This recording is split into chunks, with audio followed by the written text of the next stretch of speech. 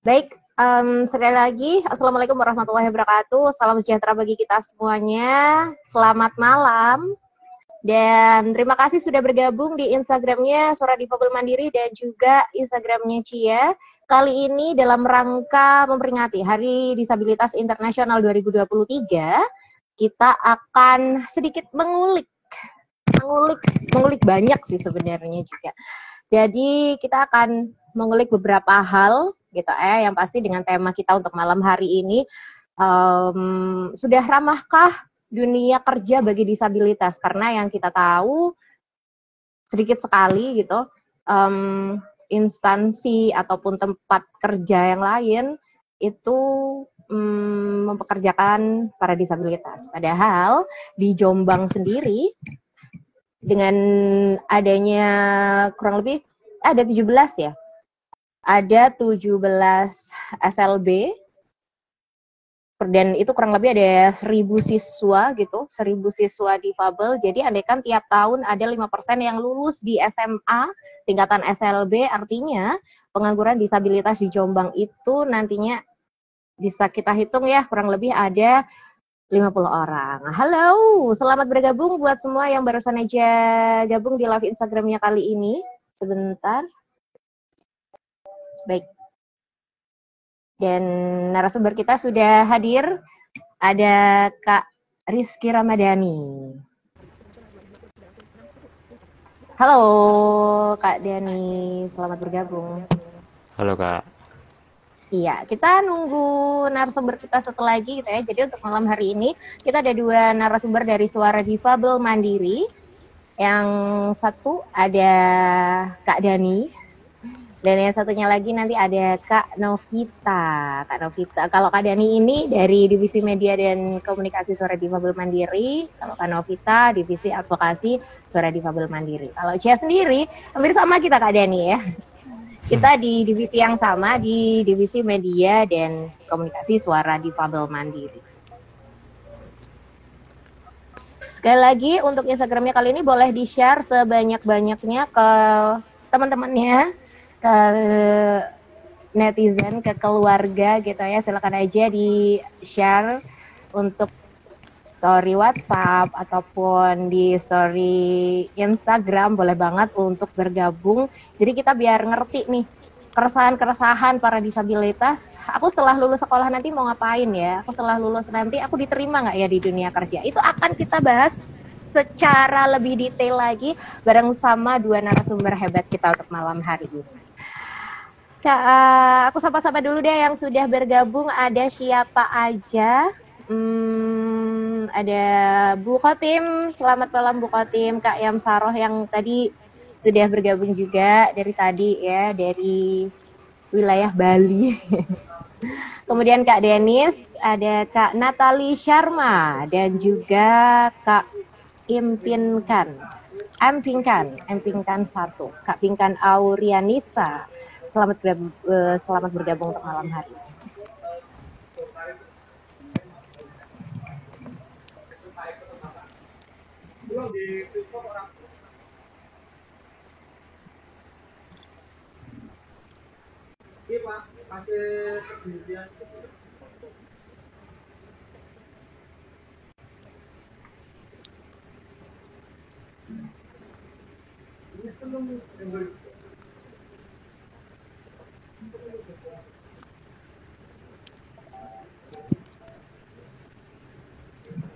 Sembari menikmati nuansa hari Senin malam ya, yang agak mendung karena tadi nggak hujan sama sekali. Kalau Jombang biasanya di akhir-akhir tahun di bulan Desember ini itu musim hujan udah mulai datang gitu kan.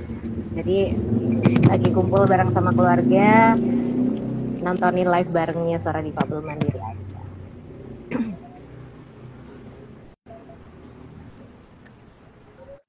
Halo, yang sudah bergabung ada Kak Yeni dan nambah lagi Kak Ali Hashim, sorry.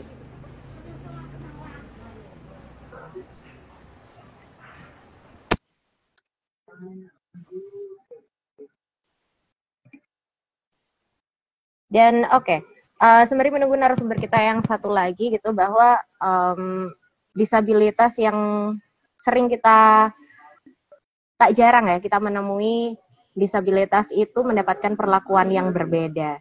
Dan meskipun penyandang disabilitas itu memang memerlukan perhatian khusus, tapi perlakuan yang diberikan dan itu membuat atau menjadikan diskriminasi tersendiri bagi teman-teman disabilitas. Tapi hal itu kadang bikin teman-teman disabilitas ini ngerasa dibedain loh, padahal mereka juga sama kayak kita. Oke, Kak Novita juga sudah bergabung di live Instagram kita untuk malam hari ini.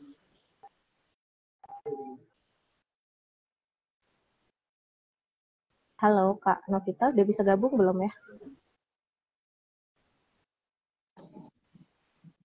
Halo Kak Novita. Halo. Oke, baik. Udah bisa kita mulai ya? Aman, silahkan. Aman. Baik, sekali lagi semuanya, selamat malam. Wassalamualaikum warahmatullahi wabarakatuh. Dan salam sejahtera bagi kita semua. Sekali lagi selamat bergabung di Instagramnya Suara Difabel Mandiri dan juga Instagramnya Cia. Dan hari ini kita sedang live Instagram dengan tema Sudah Ramakkah Dunia Kerja Ini Bagi Disabilitas, sebagai refleksi Hari Disabilitas Internasional 2023 kemarin, 3 Desember 2023 gitu ya. Dan sebelumnya kenalin dulu, ada Cia yang ada di sini sebagai divisi media di media dan komunikasi Suara Difabel Mandiri. Terus kemudian untuk narasumber kita, aku kenalan dulu sama Kak Rizky Ramadhani. Halo Kak Rizky Ramadhani, selamat malam. Malam Kak. Iya, jadi Kak Rizky Ramadhani atau biasa dipanggil Kak Dani ini adalah salah satu pengurus juga di Suara Difabel Mandiri di bidang media dan komunikasi. Dan beliau ini adalah seorang tunanetra lulusan SLB Muhammadiyah Jombang dan juga Universitas Brawijaya. Barusan wisuda ya Kak? Belum sudah tapi udah lulus sih. Oh, udah lulus, selamat, udah lulus. Gimana nih perasaannya? Biasa aja. Mau kulik-kulik dikit selama proses proses perkuliahan itu gimana sih di Universitas Brawijaya? Ya selama ini cukup aman-aman aja sih ya, bisa beradaptasi juga dengan lingkungannya yang awalnya agak takut dulunya, tapi ya ternyata biasa-biasa aja juga. Gitulah, aman-aman aja sih. Masih aman ya, perlakuan dari lingkungan juga yang friendly banget ke Kak Dani gitu ya? Yap. Oke, kalau sekarang kesibukannya sedang apa nih? Lagi nyari kerja sama sibuk nulis juga buat nyambi ya. Iya, jadi Kak Dani ini adalah seorang penulis juga atau kontributor di media Suara Difabel Mandiri, begitu ya. Oke, kita beralih ke narasumber kita. Selanjutnya Mbak cantik ini ada Kak Novita. Halo Kak Novita, selamat malam. Halo. Suara Anda tidak terdengar. Halo, selamat malam. Iya, selamat malam Kak Novita. Ya, dan Kak Novita ini juga pengurus di Suara Difabel Mandiri di divisi advokasi ya. Boleh dikenalin lebih jauh nih tentang Kak Novita gimana? Aduh, bingung aku. Kenalin apa ya yang pasti? Apa namanya? Apa ya? Aku bergabung di Suara Difabel Mandiri sejak kapan ya? Aku lupa. Cukup lama lah, mungkin barengan juga sama apa namanya Kakak Cia ataupun barengan juga sama Dani gitu, yang kebetulan di divisi advokasi. Jadi lebih pada melihat bagaimana sih entah itu kebijakan ataupun sarana prasarana ataupun SDM gitu ya, sumber daya manusia ya dalam hal ini itu memang apa namanya untuk lebih melihat pada seperti apa sih disabilitas ini bisa mempunyai kesempatan yang sama gitu. Jadi itu sih Kakak Cia. Oke, sebagai bridging awal kita berharap bahwa disabilitas juga memiliki hak yang sama di kota kita tercinta ini. Dan sebagai inspo aja nih, informasi tambahan aja bahwa di Jombang itu ada 8.600 lebih disabilitas. Tapi banyak pengangguran yang dialami disabilitas juga. Dan jumlah difabel yang mengenyam pendidikan di 17 SLB di Jombang itu kurang lebih ada 1.000 siswa. Jadi kita bayangin aja nih ya, andai kan tiap tahun tuh 5% nih yang lulus dari SMA tingkat SMA LB, artinya pengangguran disabilitas di Jombang itu tiap tahunnya bertambah 50 orang. Begitu. Nah, ngadepin hal-hal kayak gini itu gimana nih? Apakah Kak Dani juga merasakan hal yang sama? Ya, kurang lebih seperti itu sih. Ketika terjun di dunia kerja emang tidak semudah, ya nggak cuma disabilitas doang sebenarnya. Non disabilitas juga ngalamin kesulitan, cuman disabilitas mendapat lebih banyak tantangan karena keterbatasan atau akses yang dimilikinya gitu. Iya. Dan beberapa tantangan yang dialami oleh disabilitas di dunia kerja gitu ya, itu adalah salah satunya ada stigma yang buruk juga ya Kak. Betul, kurang lebihnya ada beberapa paradigma yang emang kurang tepat gitu terhadap disabilitas itu sendiri. Jadi stigma buruk yang dia lakuin itu gimana tuh? Oke, misalnya penerima kerja, jadi kayak sekitar 1,5 bulan yang lalu atau 2 bulan yang lalu, saya kebetulan diundang sama acara yang dimana di situ untuk persiapan disabilitas itu terjun di dunia kerja. Nah, ada salah satu perwakilan dari Apindo yang dimana di situ sharing sama teman-teman, sama saya juga. Para penerima kerja itu agak takut ketika menerima disabilitas karena dipikir kayak misalnya kemampuannya itu mumpuni nggak kayak gitu. Terus kemudian itu apakah nanti di tempat mereka kerja itu aksesnya sudah terpenuhi atau enggak, padahal kayak gitu bisa dikompromikan, juga bisa didiskusikan kayak gitu sih. Iya, jadi stigma-stigma buruk yang dialami oleh disabilitas dan ketakutan-ketakutan yang tidak berdasar sepertinya gitu ya. Mungkin edukasinya juga belum tahu gimana nanti cara nge-handle disabilitas itu seperti apa gitu. Nah, terdapat juga banyak banget perusahaan yang belum menerapkan disability friendly atau keramahan terhadap disabilitas itu sendiri, serta masyarakat juga masih sulit nih dalam melihat perbedaan bahwa kita semua sama, kita semua setara, dan pengawasan yang lemah terhadap kepatuhan perusahaan juga kadang memberikan kesempatan kerja bagi disabilitas itu semakin sedikit, serta adanya data disabilitas yang berbeda-beda. Nah, kalau ngomongin data disabilitas nih, kemarin tuh kita SDM sempat discuss gitu ya, bahwa data-data dari mereka yang udah lulus dari SMA LB sebenarnya bisa nih untuk masuk ke perusahaan, tapi untuk sebagai pemenuhan kebutuhan di masing-masing perusahaan aja gitu. Nah, setelah beberapa bulan akhirnya mungkin karena dengan alasan-alasan tertentu akhirnya mereka di cut off gitu. Itu sangat gimana ya, sangat miris sekali kita, dan ternyata hal itu juga bisa membuat insekuritas dari para disabilitas sendiri. Nanti aku ke depan aku tetap berada di sini nggak ya? Aku tetap berada di perusahaan ini nggak ya? Gitu. Nah, kalau dari sudut pandangnya Kak Novi nih, gimana sekarang posisi disabilitas itu di dunia kerja? Oke, aku akan coba membacanya dari Undang-Undang Nomor 8 Tahun 2016 tentang disabilitas begitu ya. Sebenarnya di pasal 53 itu ada 2 ayat. Ayat yang pertama itu mengatur bagaimana pemerintah, termasuk pemerintah daerah, begitu juga badan usaha milik negara gitu ya.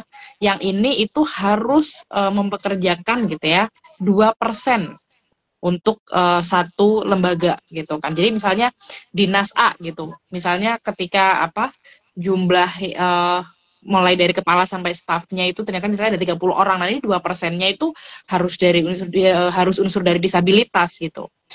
Dan kemudian undang-undang ini tidak hanya ngatur untuk pemerintah aja, tapi juga perusahaan swasta begitu ya, yang tapi kalau di pemerintah itu memang 2%. Nah, tapi kalau di swasta itu 1%.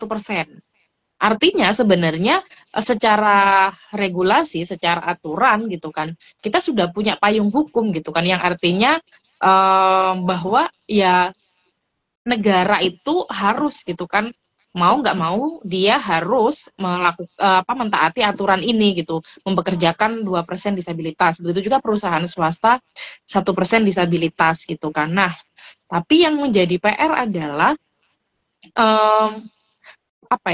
pemahaman terkait baik ini orang-orang atau SDM di lembaga baik negara maupun perusahaan swasta gitu kan. Mungkin ada juga, saya meyakini ada yang membaca undang-undang ini dengan baik begitu ya. Tapi ya kembali gitu, akhirnya masih tadi kata Dani bilang bahwa ada ketakutan mungkin gitu ya, mereka punya ketakutan yang teman-teman disabilitas dirasa tidak mampu, padahal sebenarnya kalau kita baca di undang-undang ini kembali gitu ya, di pasal kedua gitu kan, itu ngomongin terkait asas-asasnya, bahwa asas kesamaan dalam kesempatan ini kan ya memang harus gitu kan. Kalau misalnya pada perkara penggunaan medianya yang berbeda, ada akomodasi yang layak gitu ya, atau sekarang tuh teman-teman yang memang aktif pada isu disabilitas lagi rame-rame ngadvokasi akomodasi yang layak atau AYL gitu ya, baik itu tidak hanya di tempat pekerja, di tempat pendidikan gitu ya, termasuk di fasilitas-fasilitas umum. Jadi sebenarnya secara regulasi ada gitu kan, tapi kembali gitu kan, regulasi aja nggak cukup, orang ataupun SDM yang pada akhirnya itu melaksanakan dari aturan ini itu juga harus diberikan informasi gitu loh. Jadi biar artinya seimbang gitu, aturan ada tapi SDM-nya juga mumpuni untuk mengetahui bahwa Indonesia itu beragam gitu kan, salah satunya adanya disabilitas. Gitu sih Kakak Cia. Baik, terima kasih atas tanggapannya. Nah, sejauh mana nih dunia kerja bagi teman-teman disabilitas itu, ya kita at least kita sama-sama hidup ya. At least kita juga butuh pemenuhan kebutuhan, dan sejauh mana nih teman-teman disabilitas atau teman-teman difabel itu berada di dunia kerja. Kalau dari, terima kasih sudah bergabung. Kalau dari Kak Dani nih, bagaimana? Apakah dunia kerja itu di lingkup Kak Dani sendiri, di lingkup teman-temannya Kak Dani sudah ramahkah? Sudah bisa kita bilang apakah mereka mau gitu untuk menerima teman-teman disabilitas? Oke, kalau dari sisi itu cukup beragam sebenarnya, cukup nano-nano ya bisa dikatakan. Kalau dari industri misalnya kreatif itu sangat terbuka sekali, sangat welcome. Seperti misalnya copywriter ataupun desainer seperti itu, karena yang diandalkan adalah benar-benar skillnya gitu. Tapi di sektor perbankan gitu atau aspek yang non kreatif itu lebih banyak tantangannya, karena di situ dirasa seperti tadi yang aku bilang, misalnya takutnya akses, kemudian lingkungan juga kadang itu kurang mendukung, orang-orang di sekitarnya juga kadang itu memberikan pressure yang terlalu lebih gitu. Jadi sebenarnya emang ini sangat beragam, tergantung posisi apa gitu, tergantung pekerjaan apa yang dijalani gitu. Biasanya kayak gitu sih. Kalau di dunia kreatif sendiri sejauh ini sangat terbuka. Untuk yang aku rasain jadi copywriter kayak gitu, itu ya udah, mereka nggak peduli tentang disabilitas atau keterbatasannya, yang penting bisa menyelesaikan job desk-nya sesuai dengan waktunya, kayak gitu sih kalau di dunia kreatif. Tapi kalau di dunia itu tadi korporat gitu lebih banyak tantangannya selama ini. Baik, lebih banyak tantangan, tapi sekarang itu dunia kerja itu makin beragam gitu. Seperti yang Kak Dani tadi bilang bahwa industri-industri kreatif atau kerja-kerja kreatif itu udah mulai banyak yang mempekerjakan difabel, bahkan mereka open recruitment tanpa adanya persyaratan kamu difabel atau enggak gitu kan. Mereka hanya memberikan persyaratan kamu bisa menyelesaikan tugas atau tidak, dan itu bisa dilakuin, itu bisa dikerjakan oleh semua orang. Baik, Cia juga mengundang seluruh netizen yang sudah bergabung untuk memberikan pertanyaan nih terkait topik kita di malam hari ini. Sudah ramah belum sih dunia kerja itu bagi para disabilitas? Boleh banget drop di komen pertanyaannya, nanti bakal kita ulas juga karena kita waktunya juga nggak panjang untuk diskusi kita malam hari ini gitu ya. Jadi kalau mau ada pertanyaan-pertanyaan yang sekiranya itu gemes banget aku nih pengen aku tanyain, atau terkait kondisi-kondisi di lingkungannya kalian semua, ada temuan-temuan kasus, boleh banget di-share di sini, drop di komen, nanti bakal Cia bacain gitu. Dan lanjut lagi nih. Dan kenapa ya akses ke dunia kerja itu bagi disabilitas atau bagi para difabel itu masih sulit didapetin? Yang Cia tahu sih gitu, yang terjadi di Jombang tuh kayak gitu ya. Atau di daerah lain juga ngerasain hal yang sama, bahwa akses ke dunia kerja itu yang nggak mudah, bisa dibilang kayak gitu. Silakan. Siapa dulu nih? Siapa dulu nih? Boleh dari Kak Novi, boleh dari Kak Dani. Oke. Aku dulu deh, Dan, ya. Keburu lupa nanti. Jadi gini, sebenarnya aku sih melihatnya mungkin tidak hanya di Jombang ya, tapi maksudnya di beberapa teman-teman di wilayah yang lain juga hampir sama gitu situasinya seperti yang disampaikan Dani tadi gitu, bahwa ada beberapa banyak sebenarnya yang melihat bahwa memahami gitu ya bahwa memang harus ada keterwakilan disabilitas, tapi ini digunakan di momen-momen tertentu gitu. Artinya ya ketika ada kebutuhan apa gitu, itu baru teman-teman disabilitas itu diwadahi, dalam artian mereka namanya ada di dalam perusahaan. Tapi ada juga yang sebaliknya, nanti ketika sudah tidak digunakan, gimana ya, maksudnya sudah tidak merasa perusahaan tidak perlu, maka ya akan banyak alasan-alasan gitu yang akan membuat teman disabilitas ini dalam tanda kutip diberhentikan gitu ya. Nah, ini kembali lagi pada tanggung jawab negara gitu kan. Di pasal 45 itu sebenarnya ada pasal yang ini kita harus jeli, dan ini menurutku menjadi hal yang bisa jadi trigger gitu ya, karena di pasal 45 itu bunyinya pemerintah dan pemerintah daerah wajib menjamin proses rekrutmen, penerimaan, pelatihan kerja, penempatan kerja, sampai pada keberlanjutan bahkan pengembangan karirnya itu ini dijamin gitu loh untuk teman-teman disabilitas. Nah, artinya sebenarnya kan ketika kita itu sudah punya aturan, peraturan ini paham nggak aturan ini gitu kan. Jadi seluruh pemerintah, kalau misalnya entah itu bupati, entah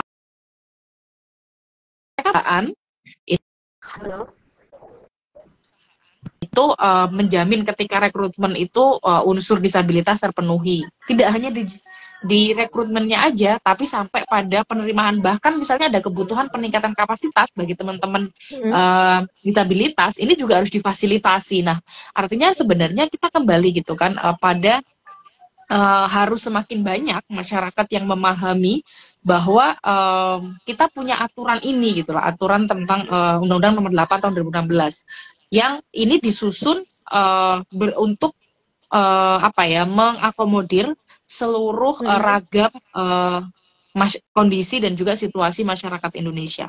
Nah, berharapnya nih melalui live Instagram ini gitu ya, teman-teman yang menyaksikan live Instagram ini sudah bisa juga mulai baca-baca di Undang-Undang 8 tahun 2016, karena tidak hanya ngomong dunia kerja, termasuk dunia pendidikan gitu yang Dani sendiri juga mungkin banyak cerita gitu kan ketika proses belajar di kampusnya itu seperti apa gitu kan. Nah, artinya karena kita kan nggak gini ya, maksudnya kan disabilitas itu kan akan terus ada gitu kan. Nah, sementara kalau kita nggak mau berpikirnya itu tidak mau terbuka gitu kan, kita hanya stuck pada membedakan bahwa ini, oh ini tidak mampu dan ini mampu saja, maka ya ini jadi apa ya, kayak jadi blunder gitu loh. Jadi ini sama saja pemiskinan gitu kan.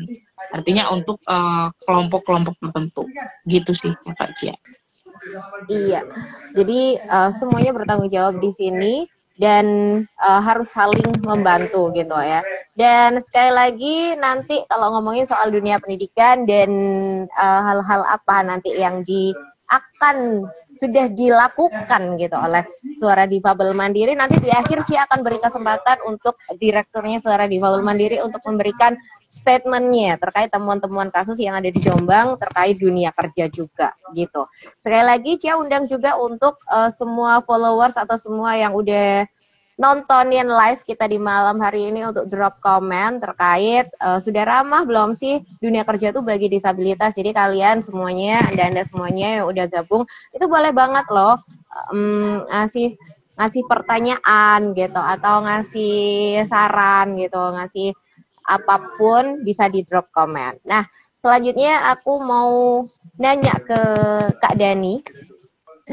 Dan kalau tadi kita ngomongin soal akses ke dunia kerja yang agak sulit, ya memang sulit sih. Mau dibilang agak itu ternyata masih sulit banget untuk didapetin gitu ya Kak ya. Kecuali dunia kerjanya yang di dunia kerja kreatif gitu. Sebenarnya saya tuh penasaran gitu, apa sih sebenarnya yang ditakutin para penerima kerja itu ketika mereka merekrut pekerja disabilitas? Padahal di undang-undang sudah ada aturannya bahwa mereka itu harus ada 2% dari pekerja disabilitas itu sendiri. Gimana nih Kak? Oke, lebih tepatnya mereka kayak takut mengambil resiko gitu ya. Terus juga apa namanya itu, mungkin di mindset mereka ada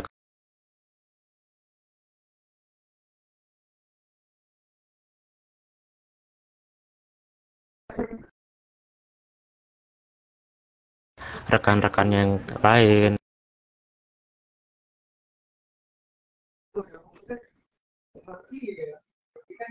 menerima satu disabilitas tapi merugi, meminimalisir hal itu sehingga mereka sangat meminimalisir resiko kayak gitu. Terus juga tempat kerja mungkin takutnya seperti tidak ada rem atau tidak ada akses untuk golden block kayak gitu. Mungkin hal-hal yang demikian yang ditakutkan gitu. Padahal teman juga bisa berkontribusi, misalnya kalau misalnya nggak ada tangganya kurang akses, tapi ketika disabilitas ini mempunyai teman, dia juga bisa sebenarnya mengakses tangga itu. Kemudian kalau misalnya tunanetra tidak ada golden block, mereka juga bisa terbiasa dengan kondisi seperti itu, karena tidak bisa dipungkiri di Indonesia sendiri juga jarang golden block kayak gitu. Jadi ketakutan-ketakutan, kemudian takut akan resiko, terus juga takut akan kerugian yang terdampak akibat menerima disabilitas itu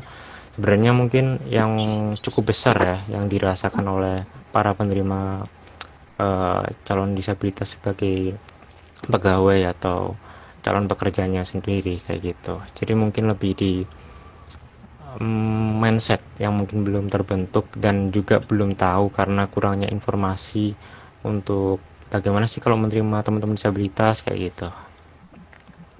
Iya, jadi lebih ke mengedukasi para penerima kerja gitu bahwa menerima disabilitas itu it's okay, mereka bisa bekerja sama dengan baik kepada yang bukan non disabilitas gitu. Dan kalau ngomongin tadi tentang akses ke dunia kerja, bahwa kita itu saling berinteraksi, kita adalah makhluk sosial yang bisa saling bantuin temannya untuk saling bantu di dunia kerja gitu kan. Dan selanjutnya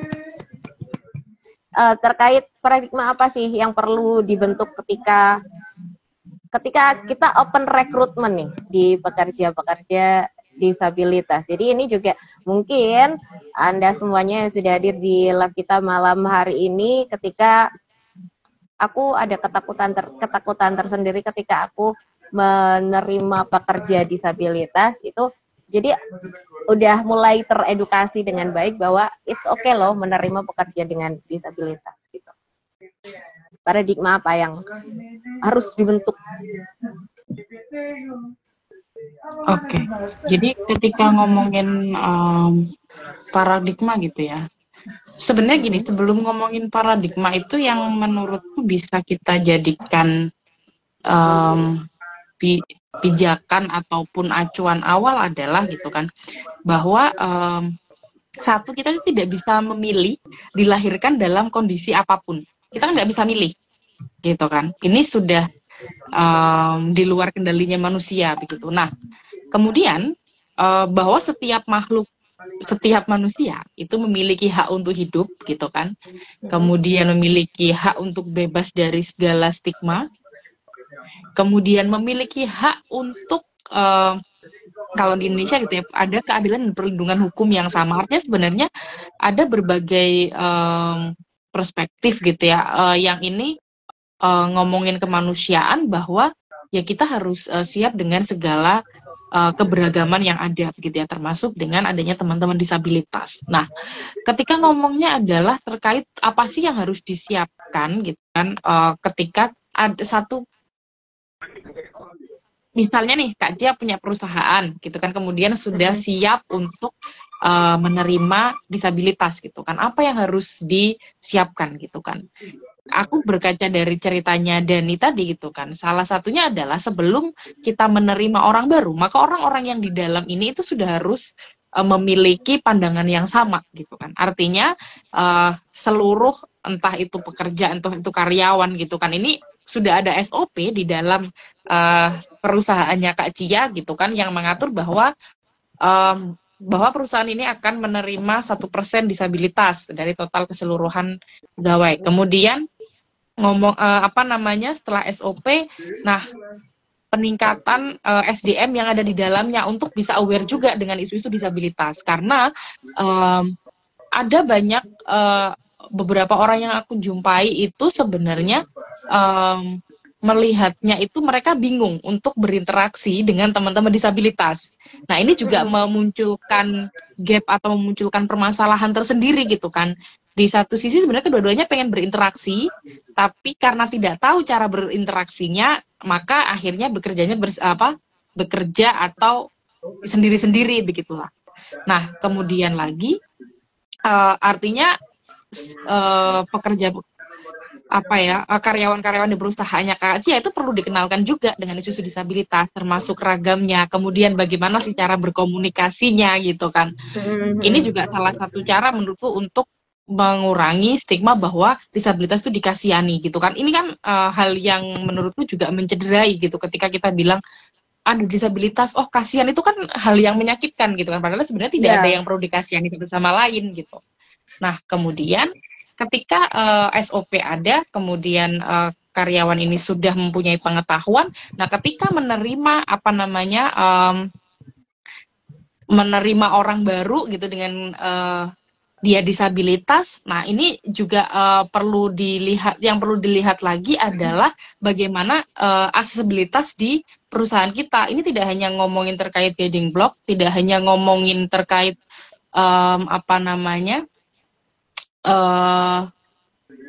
apa yang tadi ceritanya dari guiding block, kemudian atau misalnya gitu kan kebutuhan-kebutuhan yang untuk bisa kita itu mencapai target yang sama gitu kan, ini apa yang harus disediakan oleh perusahaan gitu kan.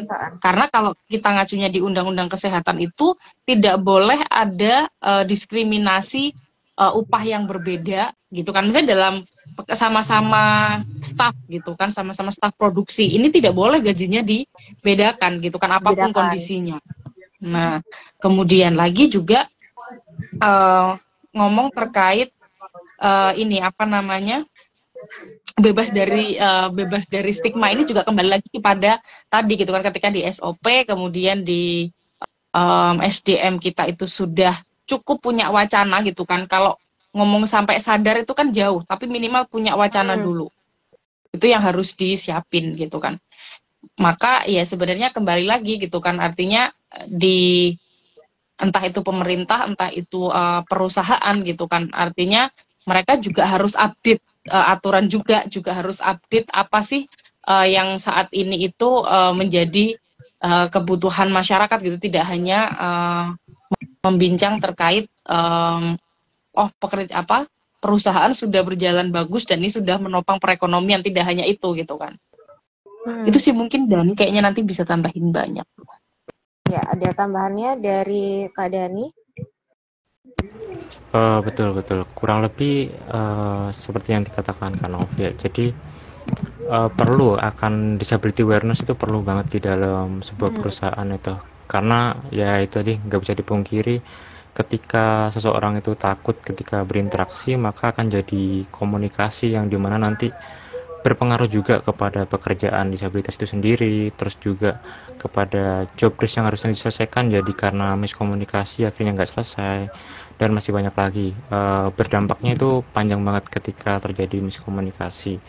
Terus yang harusnya difabel ini mau minta tolong jadi nggak enak karena ada kesenjangan kayak gitu sih. Ya mungkin itu sih untuk aku.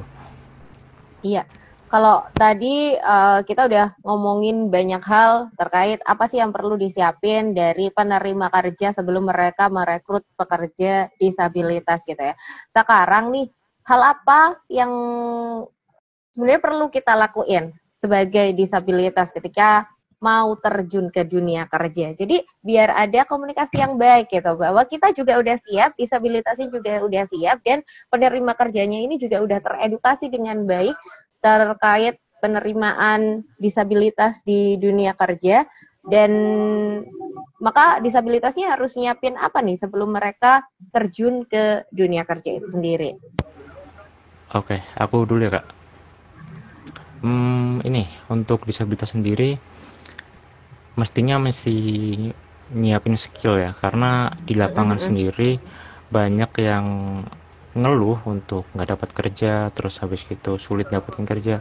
Ternyata sesuai dengan keadaan di lapangan, skillnya itu kurang gitu.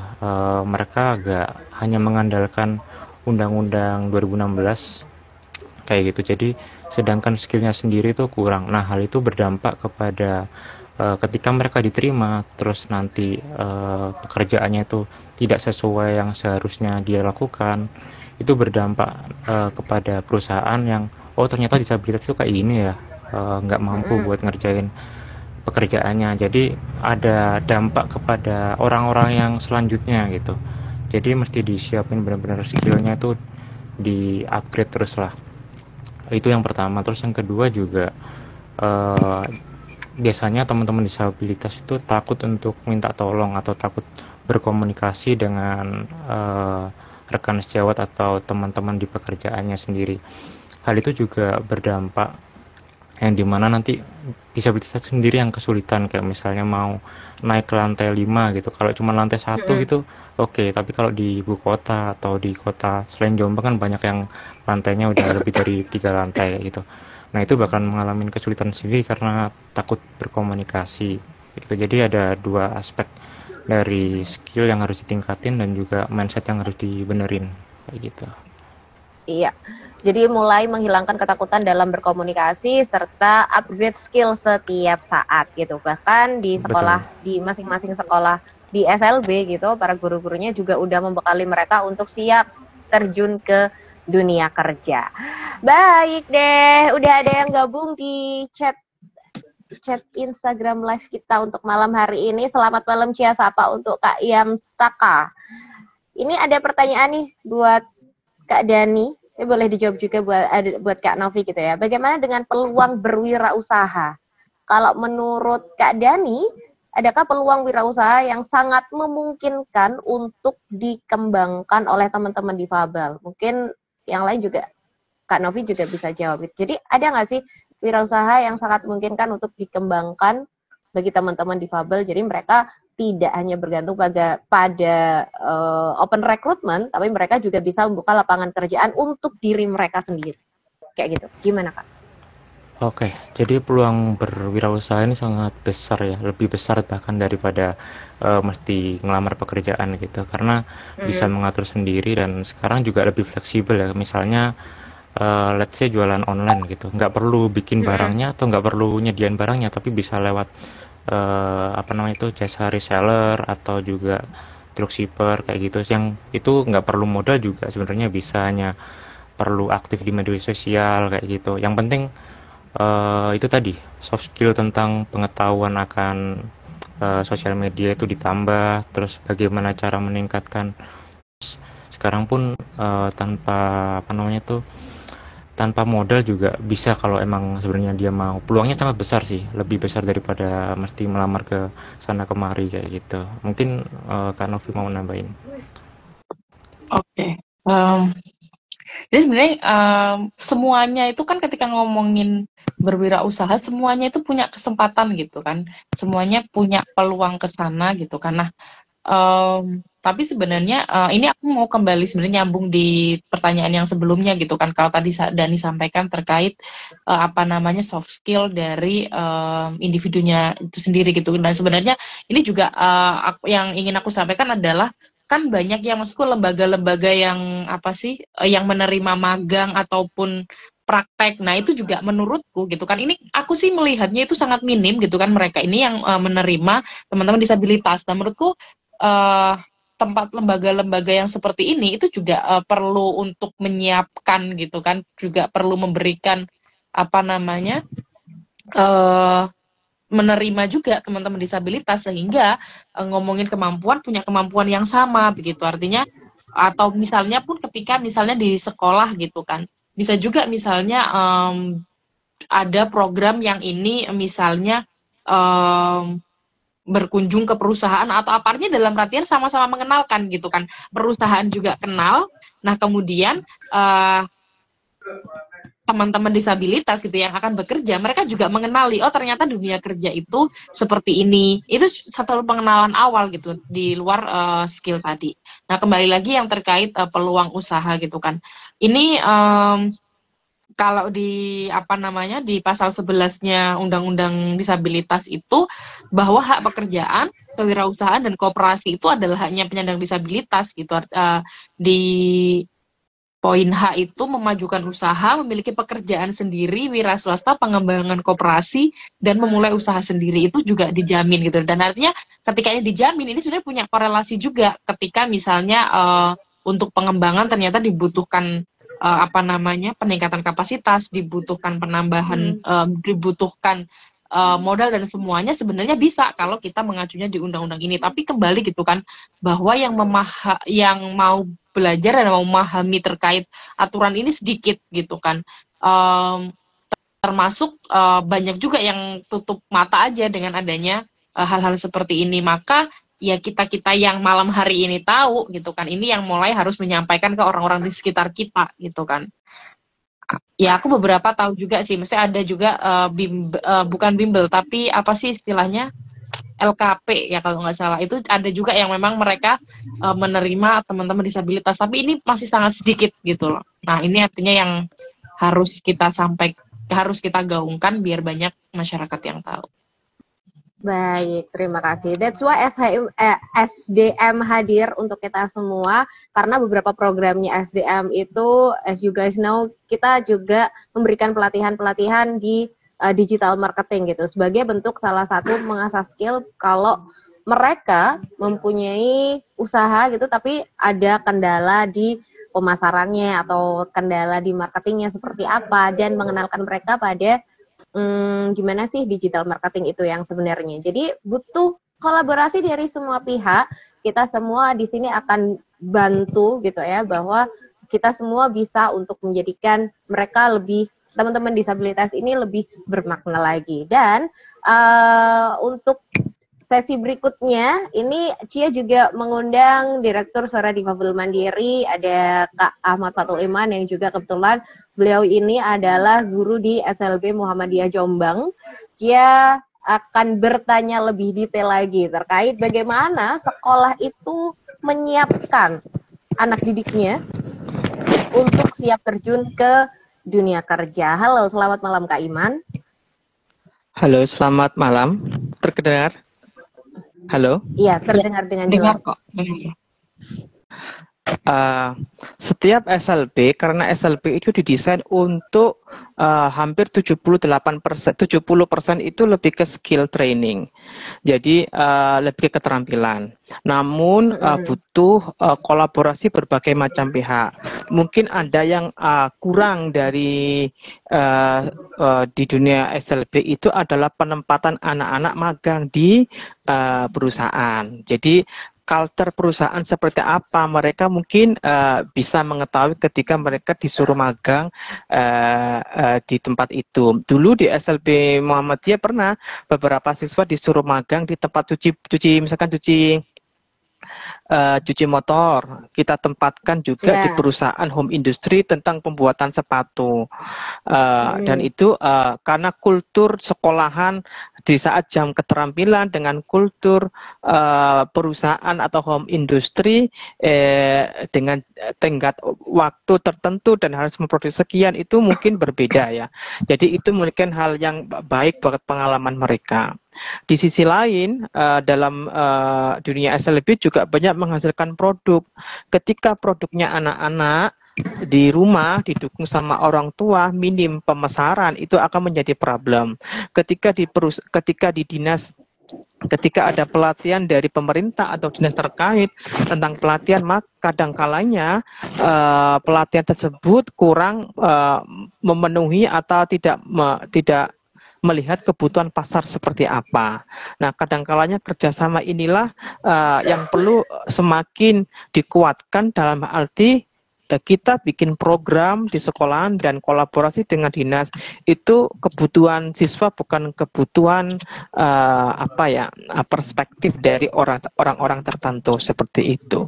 Jadi sebenarnya banyak sekali tapi minim pemasaran karena ya mohon maaf guru-guru sudah terbebani mengajar, administrasi dan sebagainya untuk disuruh pemasaran juga. Jadi kok bebannya itu semakin luar biasa ya si para guru itu. Mungkin home industri atau pemerintah juga bisa jemput bola lah produk-produknya dari teman-teman difabel itu. Saya kira seperti itu.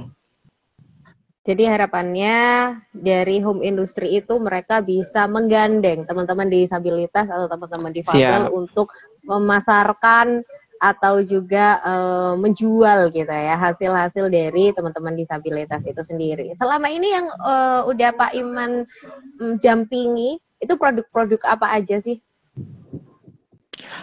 Lebih ke kerajinan tangan kayak seperti sapu tangan yang ada di WC kayak itulah. Kemudian juga batik, kemudian juga kue dan makanan termasuk minuman juga.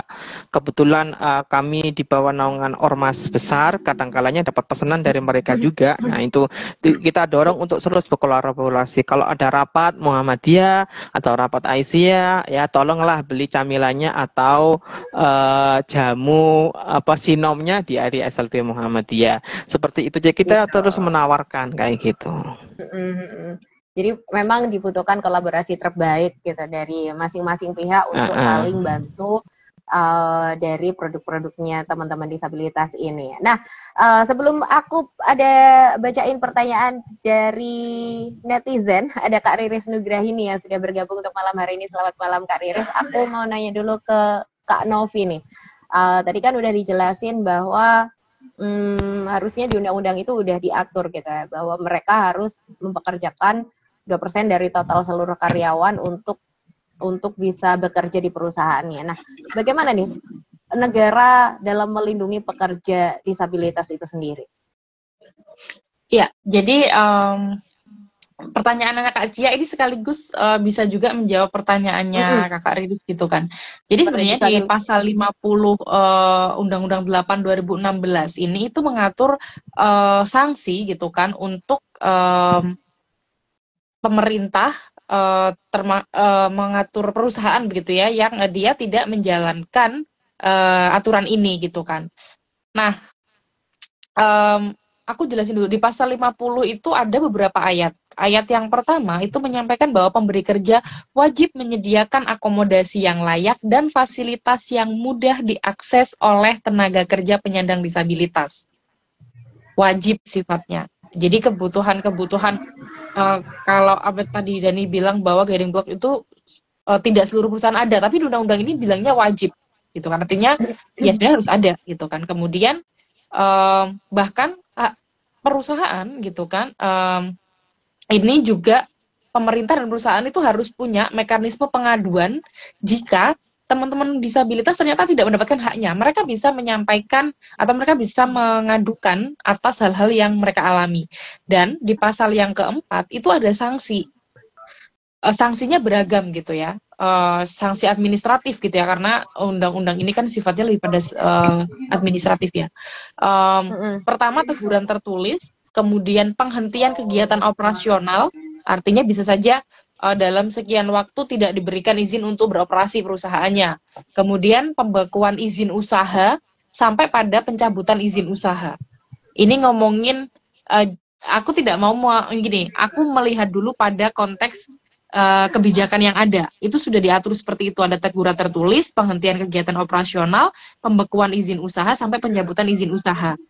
Ya, tapi kalau ternyata implementasinya di lapangan berbeda, ya itu ini ya maksudnya di luar jangkauan kita. Tapi sebenarnya itu sudah diatur pada sanksi-sanksinya. Artinya sebenarnya ya siapapun yang dia adalah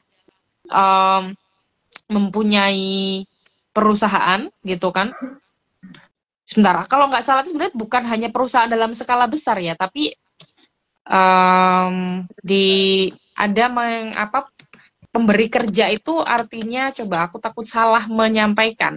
Kalau pemberi kerja itu sebenarnya ini lebih luas lagi, jadi tidak hanya perusahaan yang besar aja gitu kan, tapi pada bahkan misalnya skala masih di bawah PT gitu ya, tetap bisa tetap menggunakan undang-undang ini gitu untuk mengakomodir teman-teman disabilitas juga. Ntar deh coba aku, karena ada pengertian pemberi kerja itu luas, jadi nggak hanya perusahaan yang besar aja, itu ada. Gitu ya Kakak Riris, semoga bisa terjawab. Jadi ada ya sanksi bagi perusahaan yang tidak mengimplementasikan aturan tadi gitu, bahwa menerima pekerja disabilitas 2% dari total jumlah karyawan gitu ya Kak ya. Kak Riri, terima kasih sudah bergabung, dan terima kasih buat semuanya yang sudah bergabung di live Instagram Suara Difabel Mandiri. Dan untuk malam hari ini, ternyata yang kita tahu juga bahwa selain belum ramah, bisa dikatakan pada faktanya, fakta di lapangan, dunia kerja itu belum ramah pada disabilitas. Dan ini menjadikan dan ini menjadikan kita juga harus lebih aware lagi terhadap teman-teman kita. Yang terakhir nih ya, jika kita menemukan hal-hal yang demikian, maka bijaknya kita mengadukan hal tersebut kemana ya Kak? Ke serikat buruh atau kemana nih? Kalau ada hal-hal yang silakan. Karena ini ngomongnya adalah konteksnya pekerjaan gitu kan, otomatis lembaga negara gitu kan, atau pemerintah yang pemerintah urusan bidang ketenagakerjaan adalah Dinas Ketenagakerjaan gitu kan. Kalau ngomongin mau lapor ya harusnya ke sana gitu kan. Nah, tapi ini karena Kak Yams ini itu ada Kakak Stella tuh ngomongin Komisi Nasional Disabilitas, iya bisa juga. Kemudian ada serikat buruh. Sebenarnya gini, ini salah satu hal yang menurutku menarik gitu kan, bahwa selama ini itu kan salah satu ya kita berorganisasi itu kan juga dalam rangka memperjuangkan hak-hak ya. Nah ini tapi aku yang masih melihat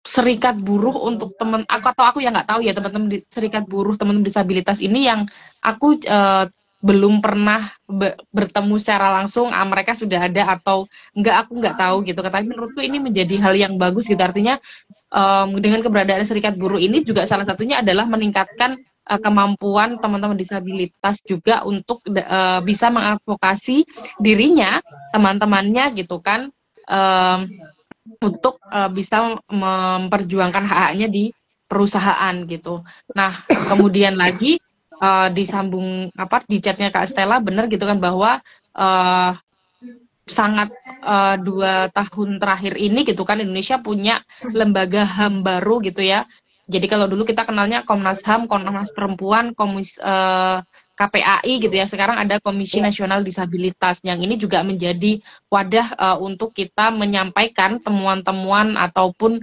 fakta-fakta di lapangan gitu kan, seperti apa sih disabilitas di Indonesia ini gitu kan. Entah itu ngomongin hak pendidikannya, hak pekerjaan ataupun hak atas politiknya, kita bisa menyampaikan itu di Komisi Nasional Disabilitas.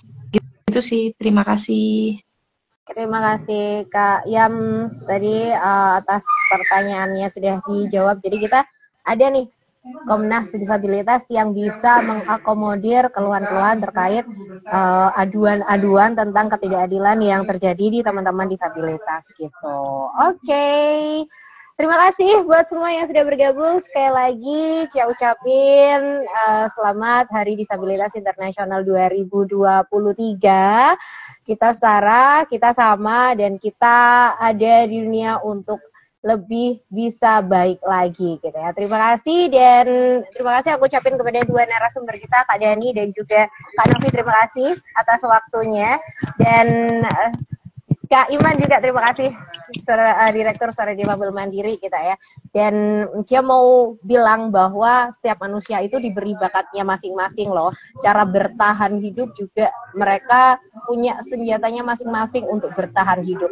Kalaupun nggak ada, itu mungkin manusia udah punah dari dulu ya nggak sih? Karena nggak bisa beradaptasi dengan lingkungan ataupun dan keterbatasan apapun itu nggak boleh ngebatasin mimpi-mimpi kita. Jadi sejatinya disabilitas itu mempunyai kedudukan, hak, kewajiban, dan juga peran yang sama dengan masyarakat lainnya. Tapi karena mungkin masih dinilai masih kerap gitu untuk mendapatkan perspektif yang berbeda, pandangan yang berbeda, dan pasti dipandang sebelah mata, maka dengan tidak bersikap diskriminatif kepada mereka serta memberikan kesempatan nih kepada mereka, memberikan kesempatan yang sama dalam bermasyarakat, itu bisa menjadi bentuk dukungan yang bisa diberikan kepada penyandang disabilitas.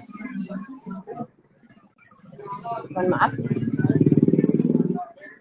Sekali lagi dengan memberikan kesempatan yang sama kepada mereka,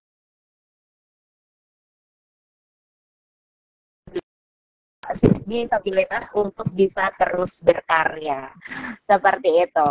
Terima kasih buat semua yang sudah bergabung di live Instagram kita untuk malam hari ini.